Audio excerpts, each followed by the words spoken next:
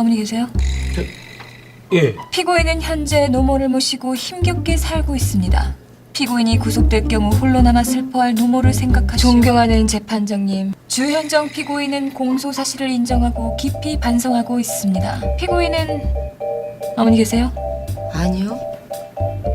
일찍이 어머님을 여의고 외롭게 살아온 피고인의 힘든 세월을 참작하시오. 일찍이 아니고. 안녕하세요. 한국 배우를 덕질하는 채널 이덕배입니다. 오늘은 JTBC 토일 드라마 대행사에서 지방국립대 출신 복한 미혼 성공지상주의자 고아인으로 돌아온 배우 이보영에 대해 알아보겠습니다. 이보영은 1979년 1월 12일 서울에서 태어났습니다. 이보영은 엄격한 가정에서 자랐는데요. 해지면 외출 금지, 인스턴트 음식 금지 등 일탈은 생각하지도 못한 착한 소녀였습니다. 이보영은 2000년 미스코리아 대전 충남에 출전하여 대전 충남진에 당선되었습니다. 그때만 해도 이보영은 연예인이 될 생각이 전혀 없어서 연예기획사들로부터 학과 사무실과 집으로 집요하게 전화가 왔지만 모두 거절했다고 합니다. 이보영은 MBC 아나운서 시험 최종 면접까지 갔지만 안타깝게 떨어집니다. 항공승무원에 합격했으나 아나운서 시험을 위해 포기할 정도로 진심이었던 이보영은 다음에 아나운서 시험 준비하며 광고 아르바이트를 했는데 이것이 데뷔 계기가 됩니다. 설록자, 파리바게트 등 CF 활동을 해온 그녀는 시트콤 논스톱3에서 단역을 맡고 배우 활동을 시작하게 되는데요. 2003년 SBS 드라마 백수탈출에서 주인공급 악역으로 대중들의 앞에 서게 됩니다. 아무것도 모르고 시작한 첫 연기인데다 악역이라 배역이 다소 부담스럽고 서툴렀지만 결코 밉지만은 않은 캐릭터로 많은 사랑을 받았습니다.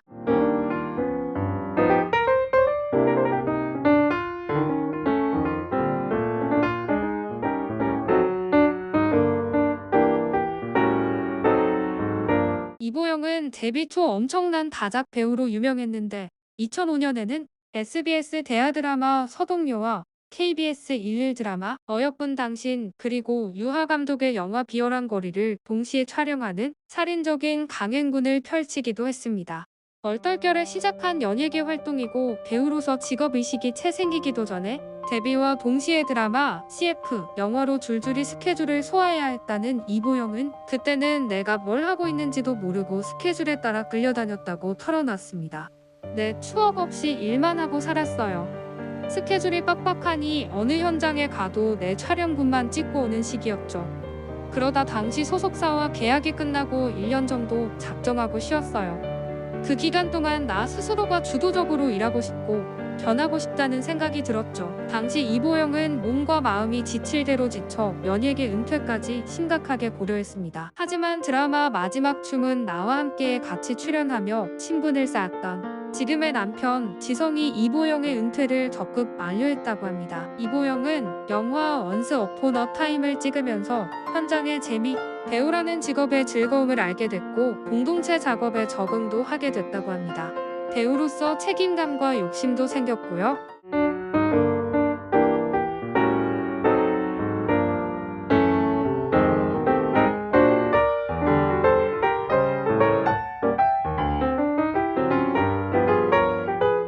(2011년부터) 이보영은 MBC 주말 드라마 애정 만만세와 KBS 수목 드라마 적도의 남자를 연속으로 히트시키며 당시 하지원과 함께 포스트 김희선 시대를 대표하는 여성 배우로 떠올랐습니다. 그리고 이보영은 2012년과 2013년에 걸쳐 방송된 KBS 주말 드라마 내 딸 서영이에서 이서영 역을 맡아 47.6%라는 시청률을 기록하며 시청률 여왕 타이틀을 따냈습니다. 어마어마한 시청률을 기록했음에도 이보영은 2012년 KBS 연기대상에서 이상윤과 베스트 커플상을 수상하는 데 그쳤지만 말입니다.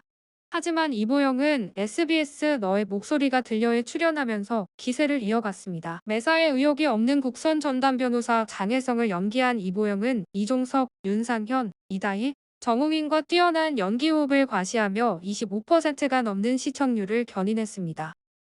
이보영은 너의 목소리가 들려를 통해 SBS 연기대상과 제50회 백상예술대상 최우수 연기상을 휩쓸었습니다. 당시 이보영은 SBS 한밤의 TV 연예와 인터뷰를 했는데 이종석과 키스신에 대한 질문에 누나랑 찍기 3시간 전부터는 담배 피우지 말라고 금지령을 내렸다며 키스씬의 감춰진 비밀을 공개했습니다. 이어 이보영은 방송에 나가면 안 되죠? 라고 조심스러워하더니 이내 팬들도 알 걸요라고 말해 웃음을 자아냈습니다.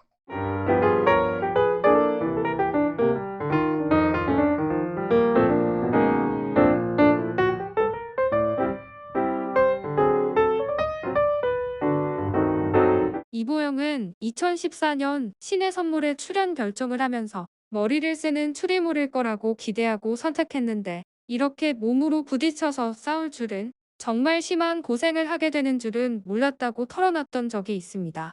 이보영은 카메라 앞에서 촬영하다가 너무 힘들어서 운 적도 있다며 강도 높은 액션씬 촬영에 대한 고충을 밝혔습니다. 이보영은 출산, 육아, 복귀 사이클을 잘 해내어가고 있는데요. 2015년 딸을 출산한 후 이어 2019년엔 아들을 출산합니다. 물론 친정어머니가 자녀를 돌보아 주시지만 이보영은 아이 양육을 위해 남편 지성과 번갈아가며 작품을 한다고 합니다. 예를 들어 2017년 드라마 피고인에 지성이 출연했는데 바로 후속작인 드라마 귓속말에 이보영이 출연하고, 이후 2021년 드라마 마인에 이보영이 출연했는데 후속작 악마판사에 지성이 출연하게 되는 식으로 말입니다.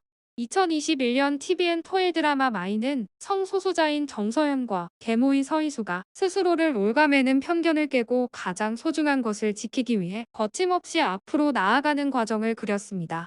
여성들의 연대서사를 그린 드라마 마이는 촘촘하고 짜임새 있는 이야기로 방영 내내 호평을 받았고 완벽하게 마무리 지으며 용두용미라는 평가를 받았습니다.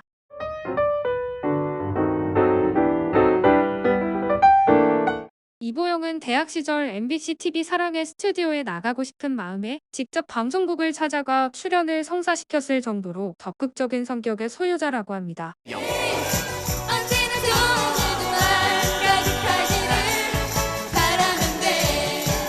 이보영과 지성은 2004년 SBS 드라마 마지막 춤은 나와 함께에서 처음 알게 되었습니다.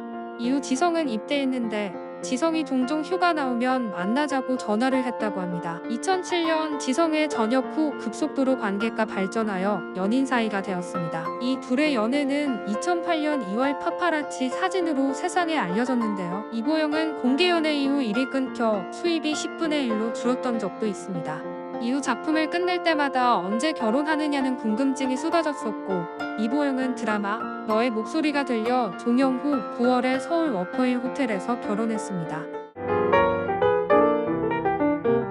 올해 방영을 시작한 JTBC 드라마 대행사는 오직 실력만으로 광고계를 평정한 VC기획 크리에이티브 디렉터 고아인이 보수적인 그룹 내에서 최초로 여성 임원 자리에 오른 후의 이야기를 다뤘습니다. 예상과 달리 그녀의 승진은 기획본부장 최창수 상무가 설계한 계략이었고, 자신이 시한부 임원임을 알게 된 고아인이 더욱 독하게 살아남을 것을 예고하며 앞으로 전개에 대한 기대를 더했습니다. 극본을 맡은 송수환 작가는 한 인터뷰에서 드라마 대행사를 통해 이런 메시지를 전하고자 한다고 밝혔습니다. 성공이 서사를 이끈다면 주체성은 중심을 잡아주는 키워드이자 이 드라마의 메시지다. 대행사를 다 보고 나면 뭐라도 하고 싶어졌으면 한다. 하다못해 내 방 청소, 동네 산책이라도. 그러고 나면 두려움이 조금은 사라지고 나도 무언가 해낼 수 있을 것 같아질 거다. 지금 당장 타인에게 기대지 않고 사소한 그 무엇이라도. 청순하고 단아하면서 지적인 외모에 기품 있는 목소리. 이보영은 뛰어난 외모로 배우를 시작했을지 모르지만 엄마가 된 이후 이보영의 연기는 더욱 깊어졌습니다. 엄마로서, 배우로서, 또 딸로서 최선을 다하는, 연기할 때 더 빛나는 배우 이보영의 앞길을 응원하겠습니다. 그럼 다음 시간에는 TVN 토일 드라마 일타 스캔들로 돌아온 배우 정경호에 대해서 알아보겠습니다. 감사합니다.